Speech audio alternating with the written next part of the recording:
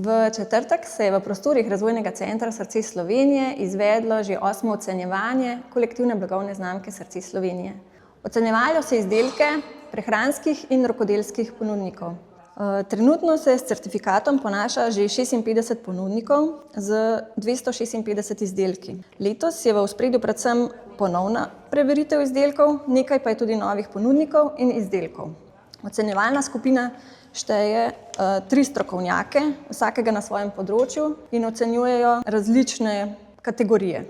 Ocenjevanje rokodelskih izdelkov, pridelkov in živilskih izdelkov za teritorialno znamko Srce Slovenije je danes nekako pokazalo, da imamo ponovno in na novo izdelke, ki jih bomo ocenili po kriterijih, ki so uveljavljeni po modelu izvorno slovensko. Torej gre za kriterije pri rokodelskih izdelkih, kjer je zelo pomembno, torej, da imamo izvor gradiv iz lokalnega okolja, da imamo torej dobro tehnološko pripravljene izdelke, da izdelki pričajo neko zgodbo in predvsem, da so tudi lepo, lahko rečemo, umeščeni v neko embalažo, etiketo, zgodbo, ki nosi tudi uporabnost izdelka. Skratka, da je izdelek na polici zelo privlačen in da obljublja tisto, kar dejansko želimo, da gost, potrošnik razume.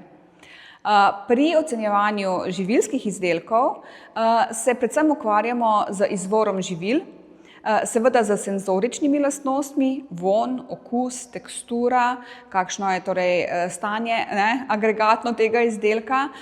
Ob tem pa seveda izpostavljamo zgodbo ponudnika in pa zgodbo izdelka. Po modelu izvorno slovensko ocenjujemo 15 kategorij. Zdaj na prvi ravni tukaj predvsem pridelke, živilske izdelke in pa rokodelske izdelke. Na drugi ravni pa imamo v srcu Slovenije tudi vodena doživetja, sicer pa so tukaj tudi nastanitve, prireditve, gostinska ponudba, skratka v 15 kategorijah. Veselilo nas bo, ko bomo tudi v srcu Slovenije mogoče dodali še kakšno kategorijo, zaenkrat smo pa torej tukaj v 3 kategorijah. Pri prehranskih izdelkih je bilo pozitivno ocenjenih 49 od 56 izdelkov, pri rokodelskih pa 45 od 53 izdelkov. S certifikatom ponudniki zagotavljajo potrošnikom priznano kakovost svojih proizvodov in storitev ter izvor oziroma poreklo. Dodatno pa morajo rokodelski izdelki temeljiti na naravnih surovinah, ki so značilne za to območje in upoštevajo rokodelsko kulturno dediščino območja podeljevanja pravice do uporabe teritorialne kolektivne blagovne znamke Srce Slovenije.